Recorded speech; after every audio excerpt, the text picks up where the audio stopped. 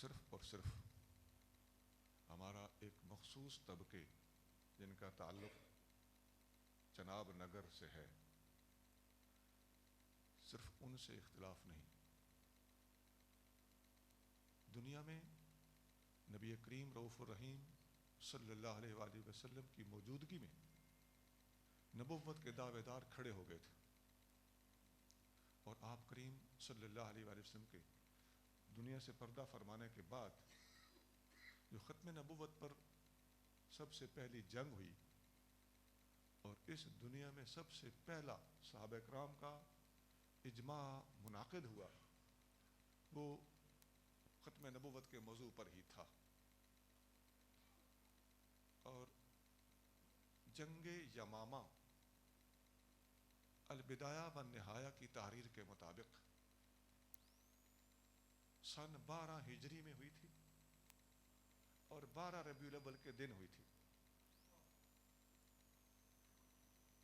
اس مناسبت سے اگر ہم دیکھیں ختم نبوت کے موضوع پر کام کرنے، بولنے، خطابات کرنے اور لوگوں کے سامنے اس موضوع کی عظمت کو بیان کرنے کا ایک بہترین موقع لاجیکلی ہمیں میسر آ گیا کہ 12 ربیع الاول ادھر میلاد مصطفیٰ کا دن ہے اور ادھر یہ جنگ یمامہ کا دن ہے. گویا ہماری محافل میلاد میں ختم نبوت دھڑلے سے بیان کرنے کا ہمیں پہلے ہی حق تھا، اور اس وقت تو اور بھی مزید حق میسر آ گیا. سونا یہ یاد کر لیں، 12 ہجری 12 ہی ربیع الاول جنگ یمامہ اور البدایہ والنہایہ کتاب ہے جس میں یہ مذکور ہے. یہ سلسلہ آگے چلتا رہا، مختلف ادوار میں مختلف لوگوں نے نبوتوں کے دعوے اور مسیحیت کے دعوے کیے. ہمارے پاکستان میں ایک فرقہ ایسا موجود ہے جن کو ذکری کہا جاتا ہے. اس فرقے کا بانی محمد اٹکی ہے، وہ اٹک کا رہنے والا تھا. یہ تقریباً 8ویں صدی میں فرقہ پیدا ہوا اور یہ اب بھی موجود ہے، اور ان کی تعداد غالباً قادیانیوں کی تعداد سے زیادہ ہے.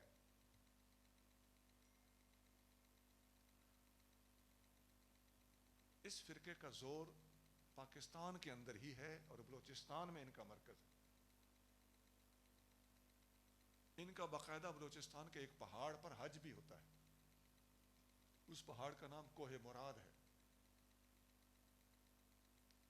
یہ نماز شماز نہیں پڑھتے، جو بندہ انہیں چھوڑ کر مسلمان ہو جاتا ہے اسے کہتے ہیں یہ نمازی ہو گیا ہے. یہ ان کی اصطلاح ہے.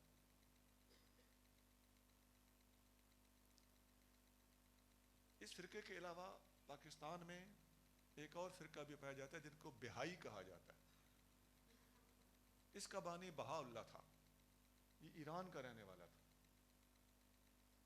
اس کے باقاعدہ فالوورز ایران اور پاکستان میں موجود ہیں. ان کا لٹریچر بھی دستیاب ہے. میرے پاس بھی ان کی چند کتابیں ہیں.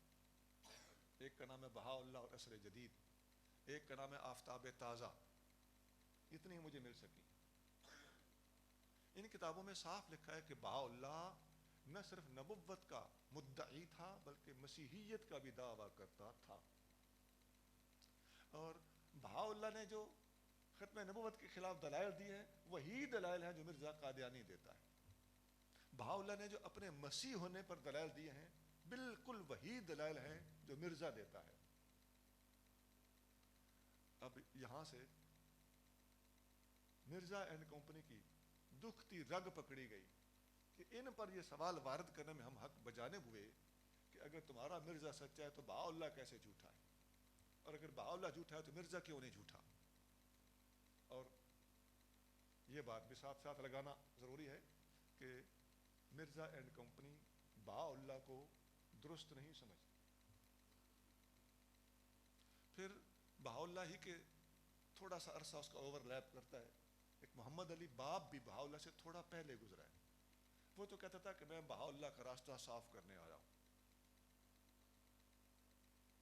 اس کے ماننے والے بابی کہلاتے ہیں. دعویٰ اس کا بھی مسیحیت کا تھا اور دعویٰ اس کا بھی مہدویت کا تھا. یہاں ایک وضاحت کے طور پر بات کر دینا مناسب ہے کہ یہ مسیحیت اور نبوت کے دعوے جن لوگوں نے کیے ہیں، ان کے علاوہ کچھ اور بھی اللہ کے ایسے نیک بندے بھی گزرے ہیں جنہیں اس قسم کے الہام ہوئے، اور انہوں نے شریعت کی روشنی میں انہیں الہاموں کو پرکھ لیا، اور وہ سمجھ گئے کہ یہ شیطان کا الہام ہے، اللہ کی طرف سے الہام نہیں ہوا۔ شیخ اکبر ابن عربی رحمۃ اللہ علیہ فتوحات مکیہ میں اپنے مرشد کے بارے میں لکھتے ہیں کہ میرے مرشد کو الہام ہوا کہ تم مسیح ہو، جس عیسیٰ علیہ السلام نے آنا ہے وہ تم ہو، تو وہ شیخ یداوی ہے بالشریعہ، میرے شیخ نے اس الہام کو شریعت کی کسوٹی پہ رکھ کے پرکھ لیا اور سمجھ گئے کہ یہ شیطان نے الہام کیا ہے، یہ اللہ کا الہام نہیں۔ تو جب شیخ اکبر کی یہ عبارت ان کی کتابوں میں موجود ہو تو یہ مرزا کے ماننے والوں کے لیے بہت بڑا لمحہ فکریہ ہے کہ وہ اس بات کو سمجھ گئے تو مرزا کے ساتھ شیطان گیم کرنے میں کامیاب ہو گیا۔ بات تو اتنی سی ہے، اور شیطان کی عادت ہے، اولیاء نے یہ باتیں لکھی ہیں کہ شیطان اپنے چیلے کو ایک خاص مضمون پکڑا دیتا ہے، پھر اس مضمون پر مختلف قسم کے دلائل بھی اس کو فراہم کر دیتا ہے، ایسے کہ کڑی سے کڑی ملتی چلی جاتی ہے۔ یہ شیطان کی پلاننگ ہوتی ہے۔ تو یہ گیم شیطان نے اللہ والوں کے ساتھ کرنے کی کوشش کی، لیکن اللہ نے انہیں بچا لیا، انہوں نے شریعت کی روشنی میں مسئلہ دیکھ لیا۔ لیکن یہ محمد اٹکی، بہاء اللہ، محمد علی باب اور مرزا، یہ وہ لوگ ہیں جو شیطان کے چنگل میں پھنس گئے۔